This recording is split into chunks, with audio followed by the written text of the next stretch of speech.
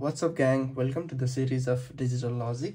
So आज चाहिँ हामीले K-map भनेर चाहिँ पढ्ने छौं है. K-map भनेको चाहिँ के हो? K-map is very important concept in digital logic है. K-map चाहिँ हामीले Carnot map भन्छौं. त्यसलाई चाहिँ हामीले यसको चाहिँ हामीले अब SOP हाम्रो जुन यो फंक्सन दिएको हुन्छ बुलियन फंक्सन त्यसको चाहिँ हामीले SOP or POS फाइन्ड गर्नलाई चाहिँ युज गर्छौं है त. सो त्यसको लागि अब हामीलाई कसरी क्वेशन दिएको हुन्छ भन्दा फाइन्ड द SOP अफ हाम्रो यो बुलियन फंक्सन सिम्पली दिएको हुन्छ. फाइन्ड द SOP अफ एउटा बुलियन फंक्सन दिएको हुन्छ. सो त्यसको लागि चाहिँ हामीले सम बेसिक्सहरु पढ्नुपर्ने हुन्छ है. बेसिक्सहरु चाहिँ हेरौँ है त. बेसिक चाहिँ हामीहरुलाई अब K-map के हुन्छ भन्दा टु भेरिएबल हुन्छ अनि हाम्रो 3 भेरिएबल 4 भेरिएबल भनेर यसरी दिएको हुन्छ का. यसरी दिएको हुन्छ भन्दा नि आफुले बुझ्नु पर्यो. अब यो चाहिँ कसरी बुझ्ने त? हामीहरुलाई दिएको K-map 2 भेरिएबल हो कि 3 भेरिएबल हो कि 4 भेरिएबल हो कसरी बुझ्ने त भनेर हेर्नलाई चाहिँ हामीले क्वेशनमा हेर्नुपर्ने हुन्छ का. हाम्रो त्यो बुलियन फंक्सनमा हेर्नुपर्ने हुन्छ. हाम्रो बुलियन फंक्सन के हो? हामीलाई दिएको छ बुलियन फंक्सनमा हाम्रो कतिवटा भेरिएबल छ त? यहाँ 3 वटा छ कि छैन? 1 2 3. सो हामीले चाहिँ यसको चाहिँ SOP फाइन्ड गर्नलाई चाहिँ हामीले 3 भेरिएबलको K-map युज गर्छौं का. अब हाम्रो फेरि अब त्यो त भयो. ओके 2 भेरिएबल 3 भेरिएबल 4 भेरिएबलको चाहिँ के टेबल चाहिँ के फरक छ त? कसरी बनाउने टेबल भनेर भन्दा आउन सक्छ नि त क्वेशन. त्यसको लागि चाहिँ हामीले 2 भेरिएबलको लागि चाहिँ अब सपोज हाम्रो 2 भेरिएबलमा के हुने भयो? AB हुने भयो हैन. AB हाम्रो 3 भेरिएबलमा ABC हुने भयो. 4 भेरिएबलमा ABCD हुने भयो. 2 भेरिएबलको चाहिँ हेरौँ. 2 भेरिएबलमा चाहिँ हामीले के गर्ने? A B छुट्याइदिने. तिनीहरुको चाहिँ पोसिबल भ्यालु हाम्रो के हुन्छ? 0 1 हुन्छ. A को चाहिँ B को पनि के हुन्छ? 0 1 नै हुन्छ. त्यस्तै हामीले 3 भेरिएबलको पनि हेरौँ है. 3 भेरिएबल A मैले यहाँ राख्दिन्छु, B C लाई चाहिँ माथि राख्दिन्छु, छुट्याइदिन्छु. A चाहिँ A को हाम्रो पोसिबल भ्यालु 0 1 हुन्छ. B को हाम्रो पोसिबल भ्यालु के हुन्छ त? 0 0 0 1 1 0 1 1 हुन्छ. बट मैले यहाँ बीचमा के गर्छु? एउटा खाली ठाउँ राख्दिन्छु, 1 0 राख्छु अनि बल्ल 1 1 राख्छु यहाँ. यो चाहिँ K-map को मेथड है. त्यस्तै हामीले 4 भेरिएबलको पनि हेरौँ है. 4 भेरिएबलको चाहिँ कस्तो हुन्छ त?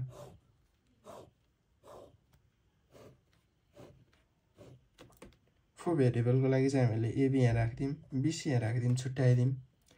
अब हाम्रो AB को पोसिबल भ्यालु के हुन्छ? 0 0 0 1 1 0 हुन्छ. 1 0 यहाँ राख्छौं. त्यस्तै अघि ठाउँ छाडे जस्तै 1 1 यहाँ राख्छौं. सेम हाम्रो BC के हुन्छ त? हाम्रो 0 0 यहाँ हुन्छ, 0 1 यहाँ हुन्छ, 1 0 यहाँ हुन्छ, सरी 1 1 यहाँ हुन्छ, 1 0 यहाँ हुन्छ. एउटा स्किप गर्छौं नि त. त्यस्तै अब हामीले यहाँ फेरि अब यति चाहिँ गर्यो. यति गरिसकेपछि हामीले फेरि अझै एउटा कुरा गर्नुपर्ने हुन्छ, लेबलिङ. लेबलिङ चाहिँ हामीले यसरी गर्छौं. 0 1 2 मा चाहिँ यसरी गर्छौं के. 0 1 2 3 यसरी गर्यौं. 3 मा चाहिँ 0 1 2 3 4 5 6 7 यसरी गर्छौं. 4 मा चाहिँ हाम्रो के हुन्छ? 0 1 2 3 4 5 6 7. फेरि यो छाडेर बीचको 7 8 9 10 11 12 13 14 15. यतिकै हामीले भजुवातालमा चाहिँ लेबलिङ गरिरहेन है. म सिम्पली अब हेर्छु त. यो 3 मा चाहिँ सिकाउँछु है त. हाम्रो के हुन्छ भन्दा हामीले सपोज अब यसमा लेबलिङ गर्दै छौं भने हामीले फर्स्टमा रो अनि कोलममा हेर्न पर्ने हुन्छ का. हाम्रो यसमा लेबलिङ गर्दा हाम्रो यो रो को कसको हो? 0 को हो. कोलम हाम्रो कसको हो? 0 1 को हो. सो हाम्रो कम्बिनेसन के भयो? 0 0 1 भयो. 0 0 1 भनेको चाहिँ हाम्रो के हो त? डेसिमलमा 1 नै हो का. अब हामीले फेरि यहाँ हेरौँ है. यो हेरौँ, यो कोलम सरी यो बक्स हेरौँ. यो बक्समा चाहिँ हाम्रो के हो त? रो कुन हो? 0 हो. कोलम हाम्रो के हो? 1 1 हो. यो भनेको चाहिँ बाइनरीमा के हो त? 3 हो. त्यही भएर हामीले यहाँ 3 राखेको के. 0 1 2 नराखेर हामीले त्यही भएर यहाँ 3 राखेको. त्यस्तै हामीले यसमा नि त्यही नै हुन्छ है. यसमा नि त्यही नै हुन्छ. सो हामीहरूले अब K-map को बेसिक चाहिँ हेर्यौं. बेसिक हेरिसकेपछि चाहिँ अब हामीले सिम्पली अब सल्भ गर्छौं है त. K-map को प्रब्लम हामीले तीनवटा स्टेपमा गर्छौं. फर्स्टमा चाहिँ हाम्रो के हुन्छ? प्लटिङ स्टेप हुन्छ. सेकेन्डमा हाम्रो के हुन्छ? ग्रुपिङ हुन्छ. थर्डमा चाहिँ हाम्रो के हुन्छ त? फाइनल्ली एक्सप्रेसन फाइन्ड आउट गर्ने हुन्छ त्यो फङ्सनको एसओपी अर पिओएस। सो अब हामीहरूलाई 3 भेरिएबलको दिएको छ। म 3 भेरिएबलको टेबल बनाउँछु।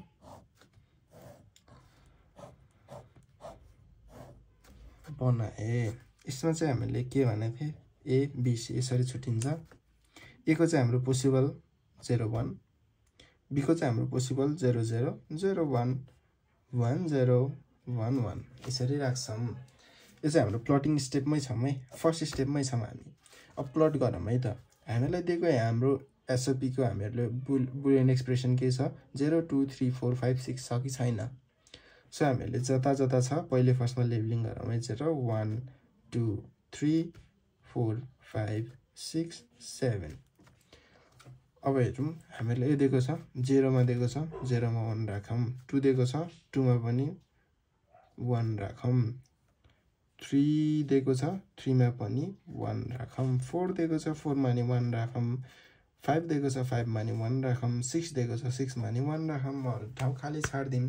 सो हाम्रो सिम्पली अब कहिलेकाहीँ चाहिँ हामीहरूलाई यति क्वेसनमा यति मात्र नभनेर प्लस हाम्रो डोन्ट केयर कन्डिसन नि दिएको हुन्छ, त्यसमा चाहिँ हामीहरूले अलिकति केही थपथाप गर्नुपर्ने हुन्छ यो टेबलमा।